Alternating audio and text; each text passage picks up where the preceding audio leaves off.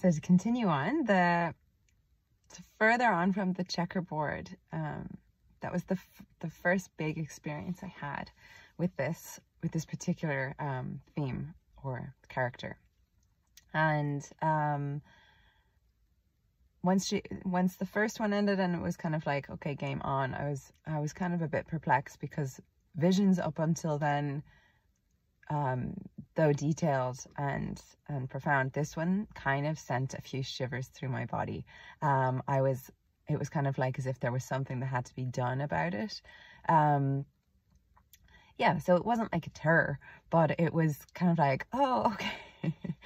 This isn't just some enjoyable little meditation. This was like game on. There was something that had to be done through this. So it continued to play out, as I mentioned in the last video, that it was, I at the time was just totally going, oh, this is obviously my own emotions playing out. The dreams I had subsequently, I think it was around a week or so after that, were along the lines of, you know, a mother playing with her child, teaching the child a little game, and, you know, very, very simple terms. But obviously as the child got older, the game added a little bit of complexity to it. And eventually, you know, it was to leave the child to play the game on its own, you know, to give the child some independence. And then the child started to crave that independence as it naturally grew up.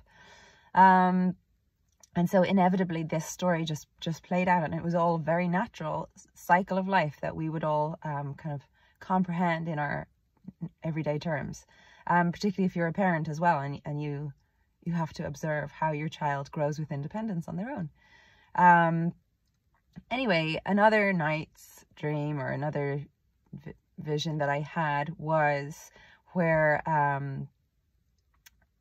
where the child was no longer a child. It was like a fully grown person and a fully grown adult, and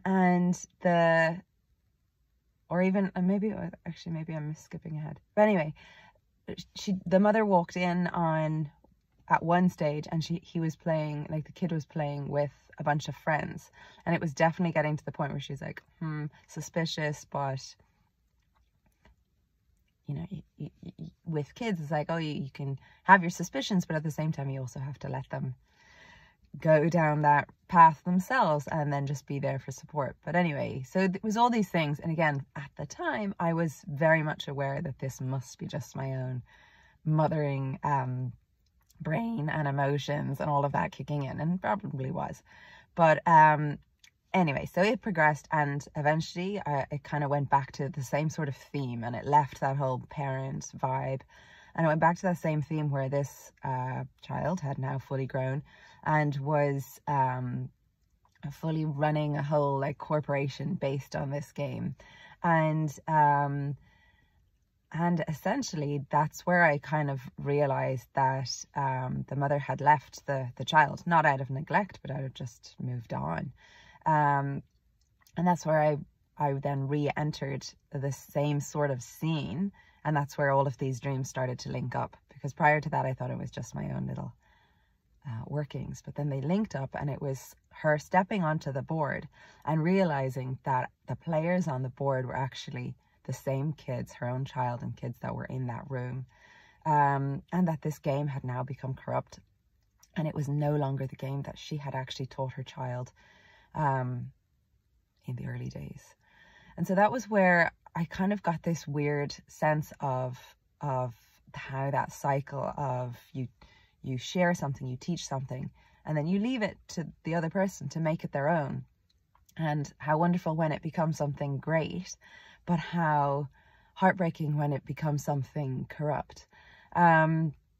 And that's where I started to look at just the themes of the energy that was going through this particular story, in that we can look at our own world and see how there have been times when people have been given a great idea and it becomes ingenious and it becomes innovative and beautiful and assists a whole community, a whole host of people.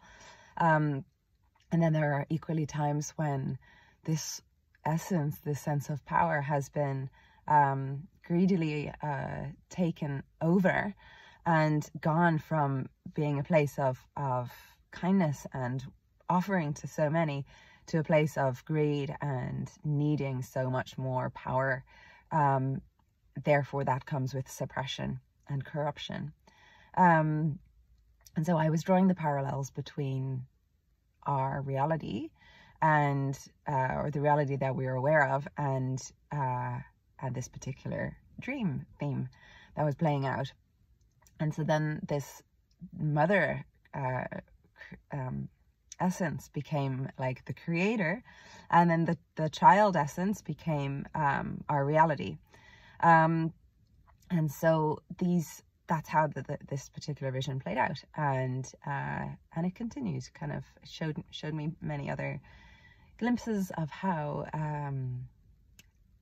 this sort of energy has played out, and how it has, not just by one child, but how so many others have gone and created other forms of reality, and how each one has been different.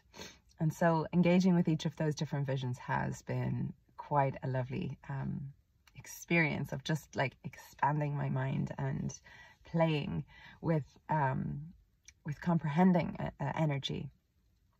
And then, so that was kind of more, that was just like the checkerboard kind of story, and how much heartbreak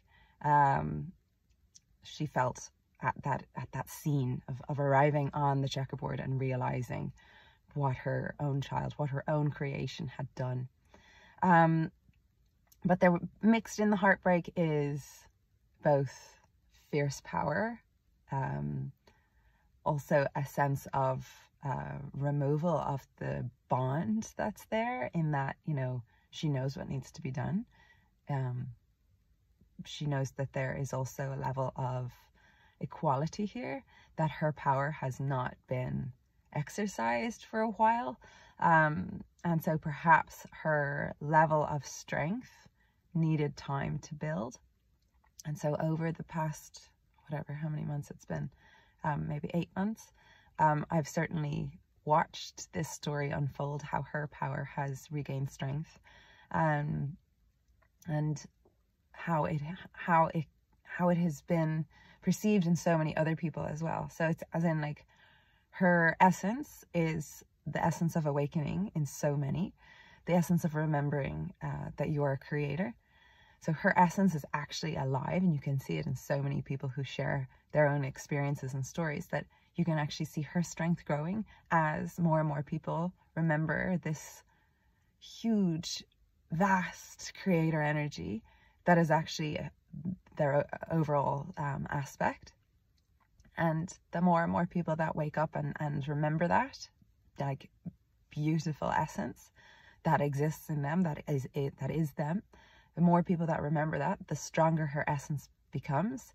Therefore, she regains her power on that chessboard, and the game can really begin. The game of shifting reality and shifting the energy can really begin, because without people remembering that divine essence in themselves, her strength would still have a go at it, but it wouldn't be of the same quality.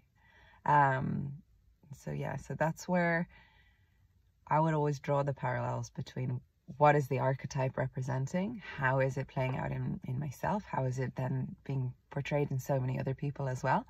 And so this divine essence is literally the divine essence in everybody, in the collective, in yourself, in your experiences. So yeah, have a little look and see how you are experiencing this remembering of the divine creator within you, that essence that really brings strength back to your character and back to your heart. And it gives you strength that isn't just like, you know, physical strength. It is physical strength, but it's like such deep, courageous, loving strength. And that is what is growing at the moment. It's so palpable that that's what's awakening at the moment. So, yeah, I'll share a few more of these little snippets on my chronicles of the golden body. But yeah, have a good day.